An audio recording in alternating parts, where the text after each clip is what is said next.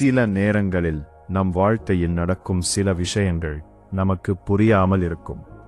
நாம் யோசிப்போம், ஏன் என் வாழ்க்கையில் மட்டும் இவ்வளவு சோதனைகள் வருகிறது என்று. நாம் முயற்சி செய்கிறோம், நம்பிக்கை வைக்கிறோம். ஆனாலும் சில நேரங்களில் எதுவும் சரியாக நடக்காத மாதிரி இருக்கும். அந்த நேரத்தில் நாம் தனியாக இருப்பது போல உணர ஆரம்பிப்போம். ஆனால் ஒரு விஷயம் நினைவில் வை, நீ ஒருபோதும் தனியாக இல்லை. சிவன் உன் வாழ்க்கையை அமைதியாக பார்த்து கொண்டிருக்கிறார். சில நேரங்களில் அவர் உடனே உதவி செய்ய மாட்டார். ஆனால் அவர் உன்னை ஒரு பெரிய மாற்றத்திற்காக தயார் செய்து கொண்டிருப்பார். வாழ்க்கையின் சோதனைகள் வரும்போது நாம் அதை ஒரு தண்டனை போல நினைப்போம். ஆனால் உண்மையில் அது ஒரு தண்டனை அல்ல, அது ஒரு பயிற்சி. சிவன் ஒரு மனிதரை பலமாக மாற்ற சில சோதனைகளை அனுப்புவார். ஒரு இரும்பு நெருப்பில் போடும்போது தான் அது வலுவாக மாறும்.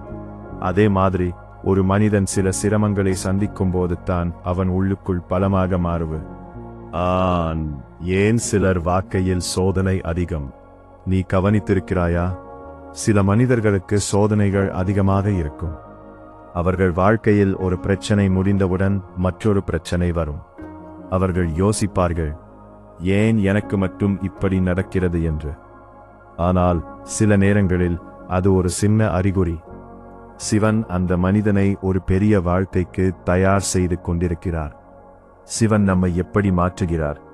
சிவன் ஒரு மனிதனை மாற்ற 3 வழிகளை பயன்படுத்துவார். முதல் சோதனைகள், 2வது தனிமை, 3வது அமைதி. சில நேரங்களில் நீ கூட்டத்தில் இருந்தாலும் உனக்கு தனிமை உணர்வு வரும்.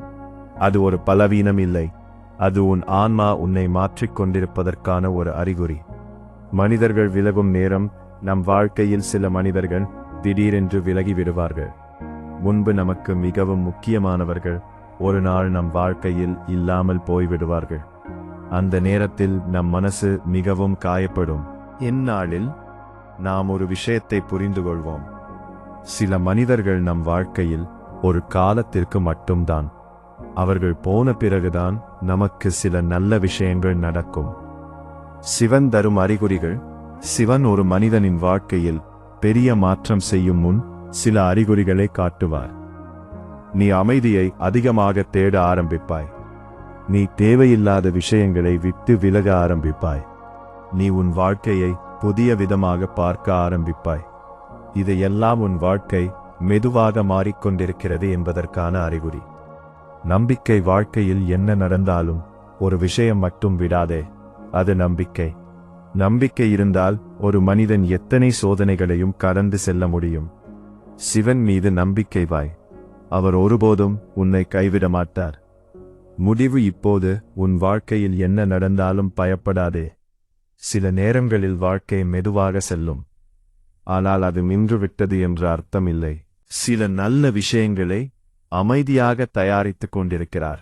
ஒரு நாள் அது எல்லாம் உன் வாழ்க்கையில் வரும். அப்போது நீ இந்த சோதனைகளை நினைத்து சிரிப்பாய். அதனால் நம்பிக்கை விடாதே. இப்போது ஒரு நிமிடம் அமைதியாக இரு. உன் மனதில் சொல்லு, ஓம் நம சிவாய.